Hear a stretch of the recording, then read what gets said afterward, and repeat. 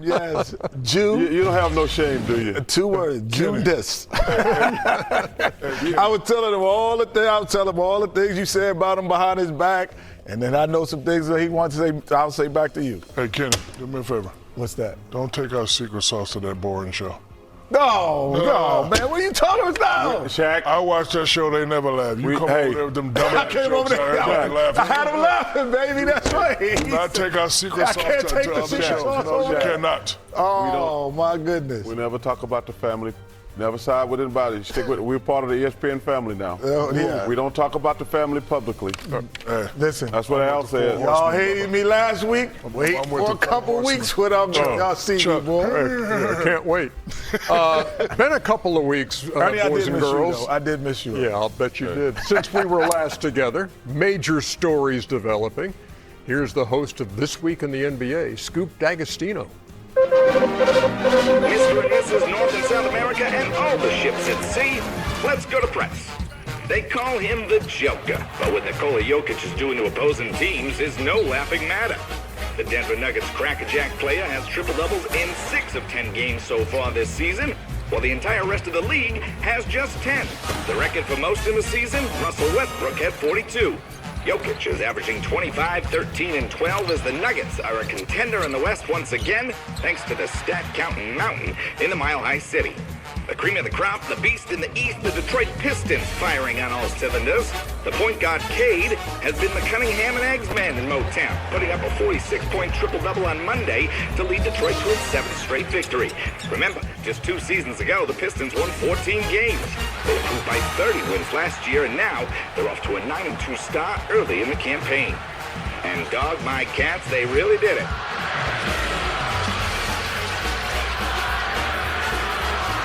Nico is no mo in Dallas as the Mavericks said so long, partner, to their basketball decision maker.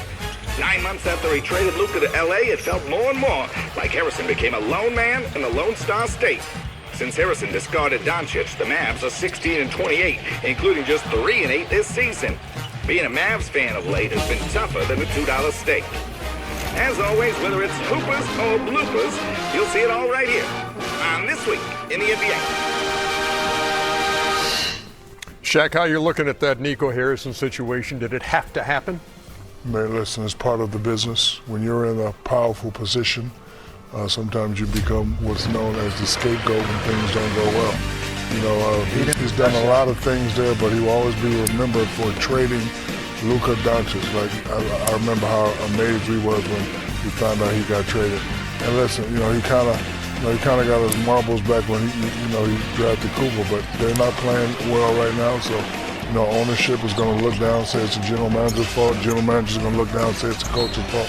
Coach is going to say it's the player's fault. But my point is, when you're in that position, this is what happens in this business. And it's certainly not the team, Kenny, that he envisioned putting on the floor. You got Cooper Flag, Kyrie Irving, Anthony Davis, and no Davis. He's been hurt. Kyrie, of course, still out. Well, you know, the whispers had been there for Nico. The whispers, when you trade, obviously, not only a franchise player, but a generational type talent.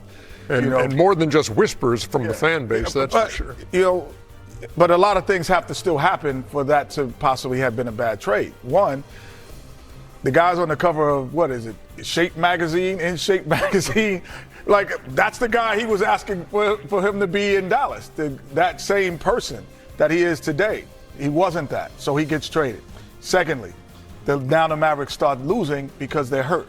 They don't have the lineup. You know Kyrie Irving, no Anthony Davis. So now you have your best number 1 pick playing point guard when he's a great small forward. He's not even playing his natural position. But what the kicker was that the Lakers are hurt and they're winning. So now that's when the whispers become yells. So all of those things are just happening at the same time. If the Mavericks come back, Chuck, and all of a sudden Kyrie comes back and Anthony Davis, they could still be a Western Conference finalist in the end of the season, and then what would we say? So we don't even know if this was a good trade based on the Dallas side. We know it was for the Lakers, but we don't know it for the Dallas side. Well, first of all, Nico's a friend of mine, so obviously I'm biased. Nico got screwed 100%. Because if you go back and look at this thing, the trades he made 3 years ago is the reason the Mavericks made it to the finals. With P.J. Washington, Daniel Gafford, he drafts Lively, he brings Kyrie in. The Mavs were a mediocre team until he made those trades. He was doing a good job. Then he had the bad luck with Anthony Davis never being available, basically. But the thing that bothers me is he's just being made a scapegoat. Listen, Shaq knows this, Kenny knows this. There's no way in the world Nico Harrison had the power to trade Luka Doncic unless the owner of the team signed Patrick Dumont. Yes, that was his call. So I feel bad the way Nico is being made a scapegoat, but anybody who knows anything about basketball know good and well Nico Harrison did not have enough power to trade Luka Doncic. So that's the thing that bothers me. He's had a streak of bad luck with Anthony Davis and Kyrie both getting hurt, but the premise of this trade is Nico Harrison. I hear all these fools and idiots on TV talk, Nico Harrison going to be the guy who traded Luka Doncic. No, the Dallas Maverick organization made that call. But you said earlier. Can we see the Dumont statement, by the way, here in the wake of this? No one associated with the Mavericks organization is happy with the start of what we all believed would be a promising season. You have high expectations for the Mavericks, and I share them with you.